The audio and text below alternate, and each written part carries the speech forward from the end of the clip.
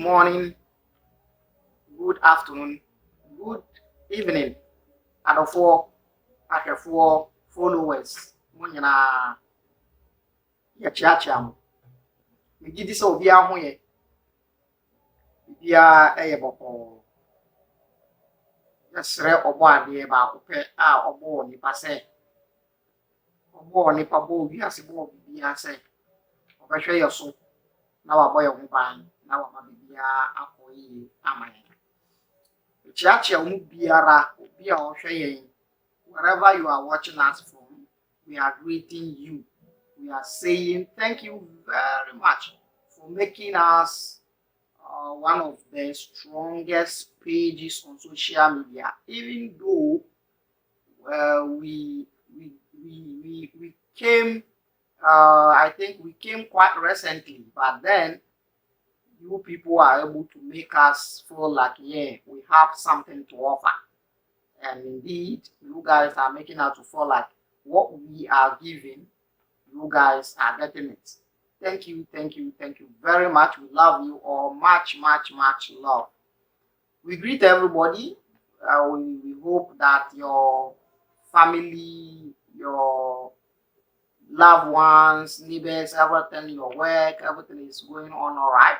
We hope that the Most High, the Spring Being, the Mother of Universe, see us through the year, and then also see us through the next year, protect us, and give us clear conscience to guide our life and take responsibility for ourselves. Thank you once again. Those of you that are on the platform and yet you are not okay with what is happening on the platform, we are greeting you as well. We are really greeting you. Thank you for being here, even though you don't like us. When we say something that triggers you, you come and comment once. No problem. We appreciate you too. Thank you very much.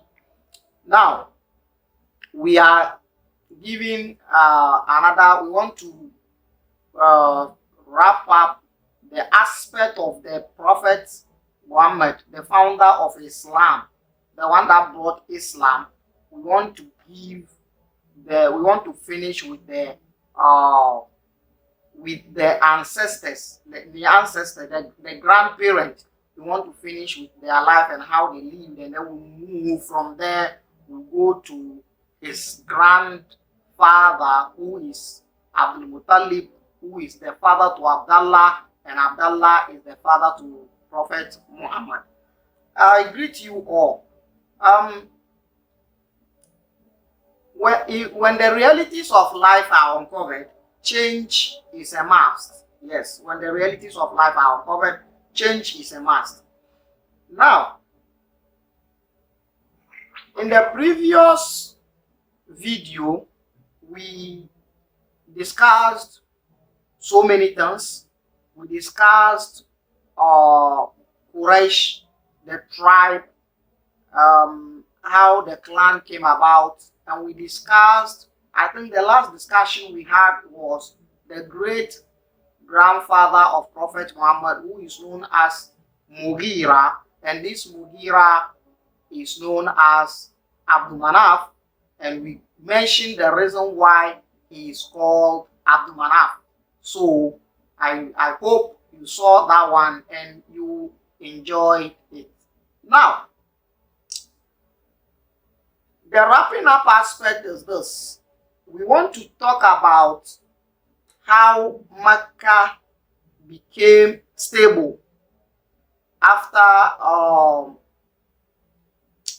the confusion, the battle, because in the year 580 AD to 590 AD,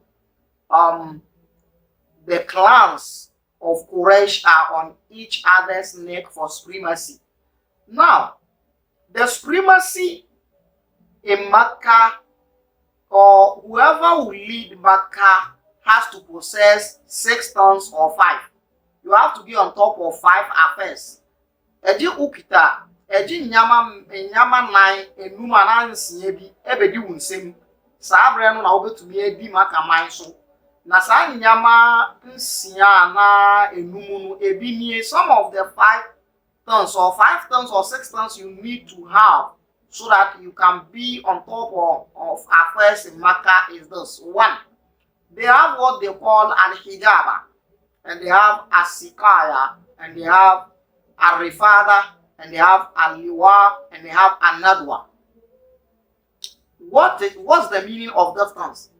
The meaning of those terms is that al-hijaba is some kind of security. Security for who? Security for the shrine, Kaaba. The Kaaba shrine, al-hijaba. The one that has key to the door to Kaaba is performing the duty of al-hijaba, security. Is the one guiding the building. So no one enters inside the building, the shrine, without the permission of the one holding the key. So the key to the shrine. That is what they call al-hijaba. Al-hijaba in Arabic language simply means security or protection or guide or maybe watch. So whoever has key to the shrine Kaaba, to the door of the shrine Kaaba, is seen as a great human being. It's a valuable thing. It's an honor. It attracts respect. So that is one. And then they have what they call a-rifada. A-rifada is accommodation of the pilgrimage. Among for Mubah Hajj, who is responsible for their accommodation, who takes care of their affairs.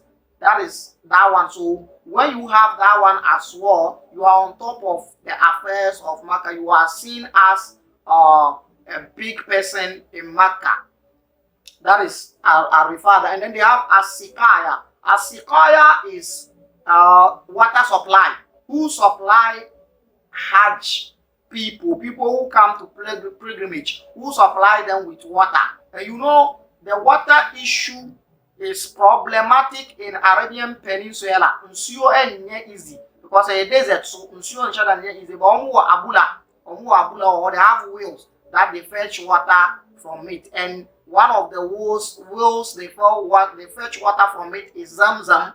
And we will discuss Zamzam. Maybe the next video will be Zamzam, because it is through Zamzam that we're going to pick the story of Abdullah, the story of Abdul Muttalib and his children, which Abdullah is one of them, with the elder son who is Al-Harith.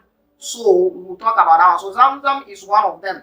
But let me tell you this, Zamzam is not the existence of Zamzam is not miraculous the way you are taught. It's not miraculous the way you are taught.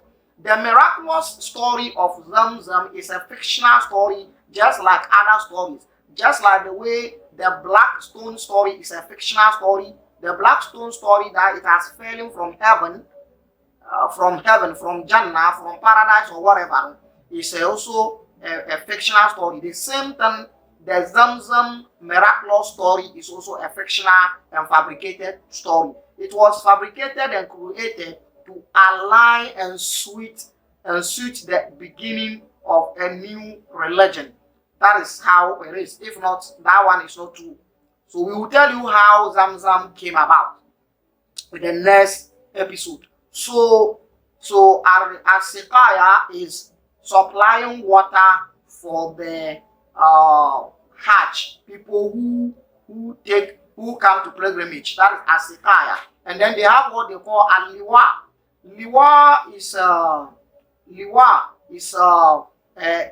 emblem, flag, franca. They hold it in battle. You know, bannermen. In English, they call them bannermen. When they are going to battles, there's a family who dedicate, or they give the banner to a particular family. So they have the bannermen. So if you are holding the banner, or if you are part of people who hold the liwa, the banner, the flag of the Quraysh clan or Quraysh tribe during battles, it's also an honor. A respect must be accorded to you. And so they have al-hijaba, as-sikaya, al-rifada is accommodation, and as-sikaya is supplying water, and al-liwa is the banner. And then they have what they call an-nadwa. An-nadwa is a meeting place. A meeting place. Where should we meet? Whose house are we gonna meet? So Kusai built a house for them as a great ancestor. He built a house where they call that Nadwa. That is where they meet. Nadwa is a Nadwa is some kind of club or a sitting place that you can sit and have some conference and some discussion. So they do it in his house. So these 5 things are the things that are bringing problems. Some people wanted to have all by themselves. One clan, ebusua baako bɛpɛ sɛ ɔmo bɛkita ne nyinaa na ɔmo de agyidi na ɔmo de atena amanfoɔ nkae no so, but it's not working like that. So in the year AD 580 to 590, almost 1 decade, they were on each other's neck. So the 25 clans of Quraysh have the 12 clans in the front line, and the 12 has 2 in the front line, Abu Shams, and then the other ones, the Hashimites. Now the confusion starts, and then they nearly get into a battle, and then they call for what is known as Hilful Fudul. Hilful Fudul is a kind of treaty, it's a kind of bond, and it's a kind of oath and covenant that they took for themselves. They swear that because they looked at the whole thing and they understand that someone sia ebe check, because ebe involved with 12 clans.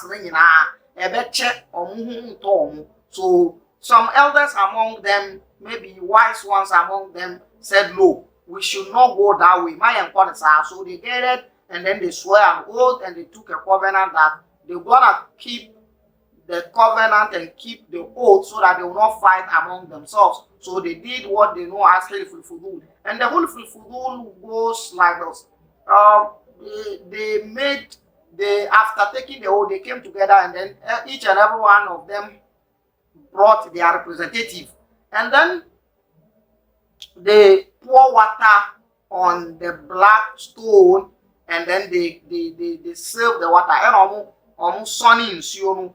Sunny fi black stones so and almost sunny yen or BRG yena ya can't tell me on Siono sona ubia no normal say. So be go beyond and outside of the oath or be break oath now. So this is what they did. It's almost when things were about to escalate, when things were about to go outright, that is when they did this. So they were able to secure internal security and internal peace. So when they did this, and as a Makkah stable. Now this is what they did. After that, they shared the responsibilities. The Al-Hijaba, the keeper of the gate of the shrine Kaaba, then As-Sikaya, the supplier of water, Al-Father, the one responsible with accommodation of the pilgrimage, and then Al-Liwa, and the one that those that will be carrying the banner during battles, and An-Nadwa, and where they will be having meeting. They share it among some people. They didn't want one person to have it so that it will create a problem. So they share it among the clans, and then they gave the two, the Asikaya and Arifada, that is the accommodation of the pilgrimage and the water supply. They gave it to the one of the grandparents of Prophet Muhammad, who is known as Hashim, and Hashim, his real name is Amr, and they gave it to Hashim. So they gave him these two.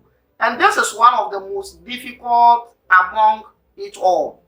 If the accommodation is not difficult, the accommodation and the lodge of the pilgrimage is not difficult, the water supply will be difficult, because the wheels that Mbula now supply, your friend is saying, hatch for and Shadam Bear Kabasa. It's not that closer to the shrine, so you have to go far away, fetch the water, have somewhere keep the water, and then when the Hajj people come, you will be supplying them with the water. And in Hajj, during the pilgrimage, they do the water special way. There's a later when they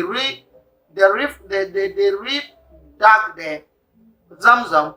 This is what they do. Sometimes they mix the Zamzam water with honey, or sometimes they mix it with grape wine. They mix it with grape wine, so it tastes very sweet. So nsuo aspect na han kakra, and he has no more children. Nkwala mbema bebre ha. Anka obetumi, anka very easy amano. So it's not easy with him. He was struggling. He was really struggling with the issue of the asikaya. Actually, maybe the accommodation of the pilgrimage will not be a problem, but the water has given him a headache a lot, because as at that time, Hashim, who is a father to Prophet's great grandfather Abdul Muttalib, has only one child. He has one child, and the child is known as Harry. So, Obrey, in terms of getting the water to them, this led him to look for whereabouts of Zamzam. This led him to look for whereabouts of Zamzam. So this is how the whole thing led. So they gave him, he got control of your friend is saying, Hashim got control of the water supply, and your friend is saying, and the pilgrimage accommodation for a long time. Though the elder son of Abdul Shams, who is known as Umayyah, tried to take it from him, or try so obejisa position there feel, but anyeye or try it, he really tried. Anyeye nti emunu nsem pi by ama Umayyah etu ene nebusuafo efi Makkah man mu ekwo Sham almost 10 years, and sana almost eba Makkah. So this is what happened. Now they were able to secure inner peace, internal peace. Now, as I say, almost secure external peace as well, because they trade. So since they have internal peace, they are now struggling for external peace. You should struggle for external peace, because someone living in Arabian desert is a big trouble, because what they do to survive is raiding, expedition, and invasion. If they are not able to invade you in your house, they will wait when you go to trade.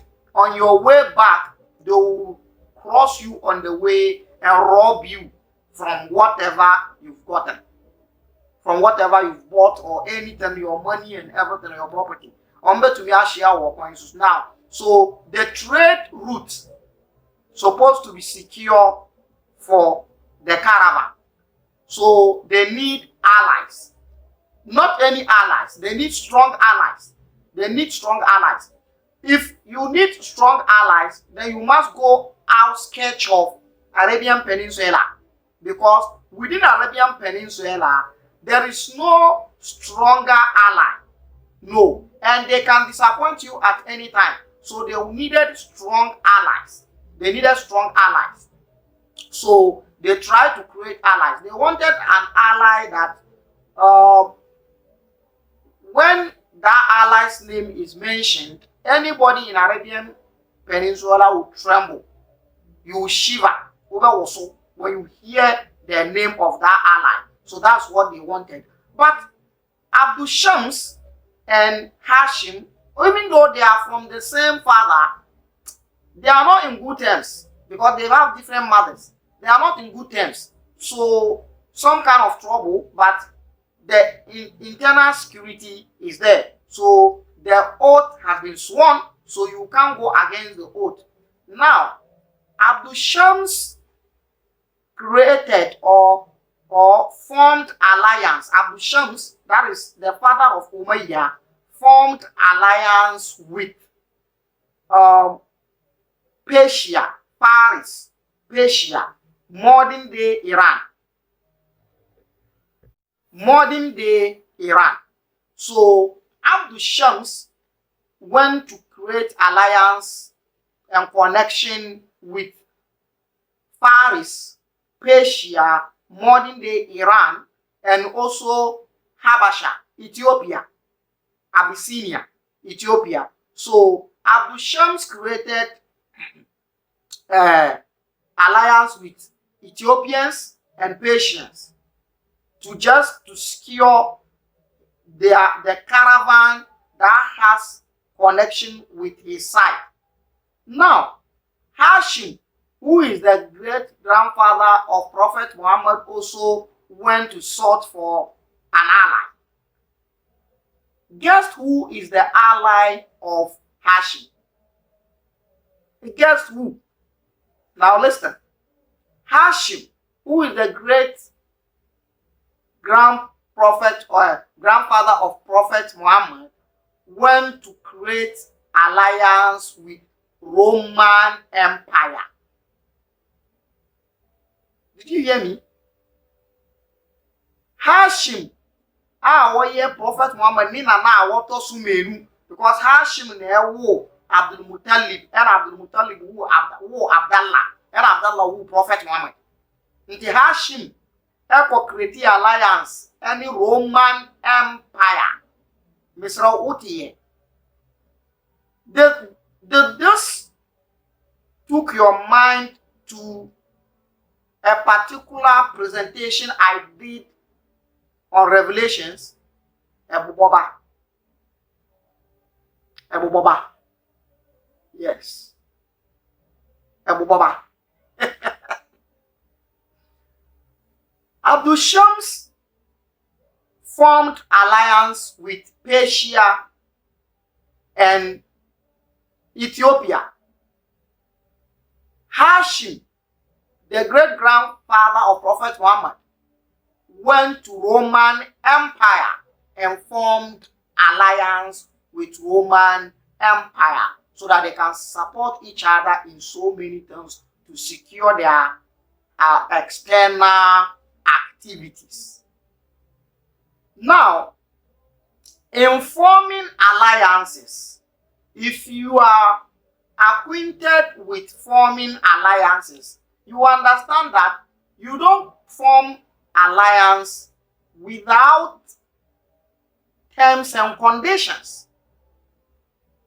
What is the terms and conditions between Hashim and the Roman Empire? Don't you think it's a question to be asked?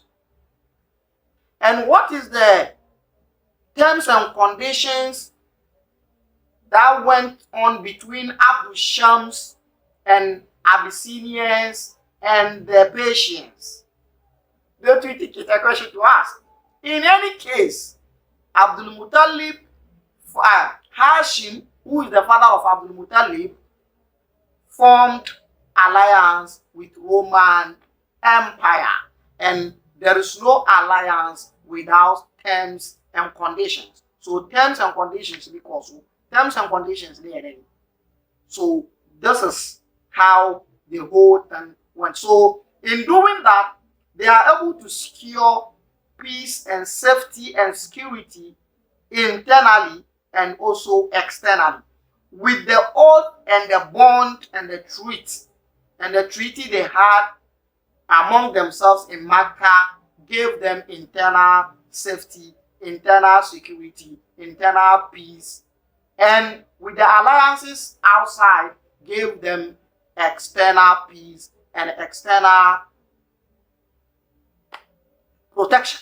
So this is how they did. Now, let me wrap up with a proper arrangement of the family lineage or the ancestral lineage of Prophet Muhammad so that you can see how it is. From there, the next episode is going to be about Hashim and Abdul Muttalib. How Hashim handed over the water supply and the accommodation of the pilgrimage. Sana or hand over Edima Abdul Muttalib Abdallah ni papa. From there, now is Yasania called the relationship between Abdul Muttalib and his children, which is Abdallah and his brothers. Now, to wrap up, this is the whole thing. Qusay is the great ancestor of this family Quraysh. And this Qusay lived around 400 AD in Makkah. 400 AD. Now he has 3 children. Qusay has 3 children.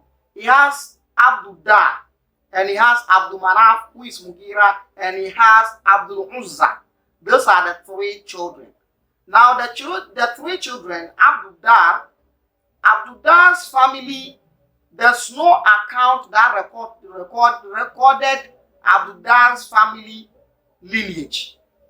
And Abdul Sham's family too, there's a little account about the family. Abdul Uzza had a son called Asad, meaning lion, and Asad gave birth to Huwailid.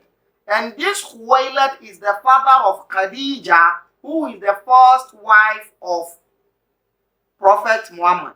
And then Huwailid gave birth to Khadija and also gave birth to Al-Awam, and Awam gave birth to Zubayr. So most of the accounts of Islamic seerah, Islamic book, historical books, just ended Abdul Uzza's lineage on Al-Zubayr.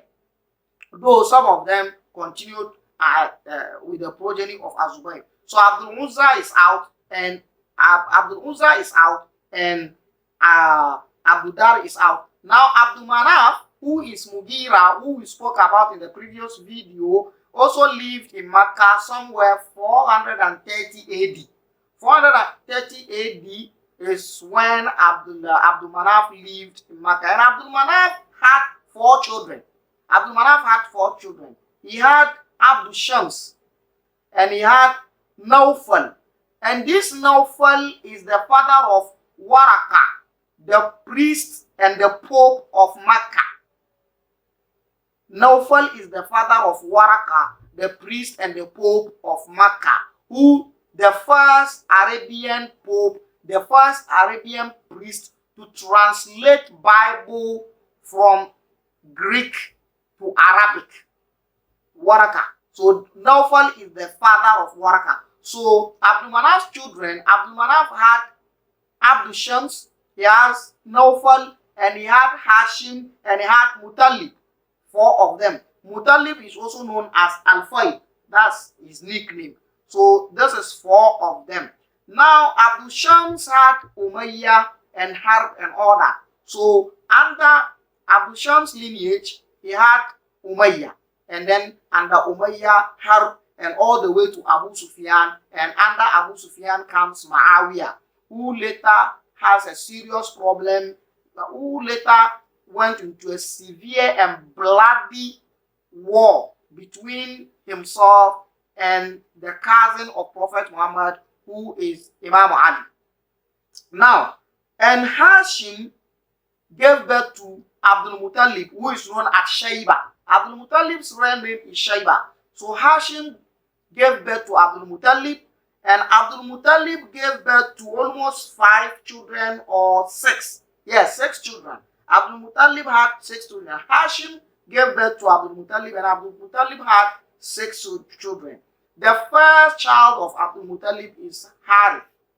The second one is Abu Talib, who is Imam Ali's father, and Abu Lahab, who you'll be mentioning his name. People say is the one that is in the surah, Tabat Yada Abi Lahab, but Abi Lahab, that's Abu Lahab. So Abu Lahab is an uncle to Prophet Muhammad. So Harith, Abu Talib, Abu Lahab, Abdallah, Al-Abbas, and Hamza. 6 children of Abdul Muttalib, and Abdallah gave birth to Prophet Muhammad. This is where this episode is going to end. Now, the next episode is going to contain, or is going to come with 2 or 3 things. The last part of Hashim's life and Hashim transferring his duty in Makkah to his son Abdul Muttalib, and how Abdul Muttalib struggled with his first child Harith, and then how he came to have more children, and how Abdullah is related to Abdul Muttalib, and what happened about the slaughtering, the covenant Abdul Muttalib did that he's going to slaughter one of his children. Why he did that is the reason why we mention the Zamzam. And we will tell you how Zamzam came about. It's not miraculous. It's in nature.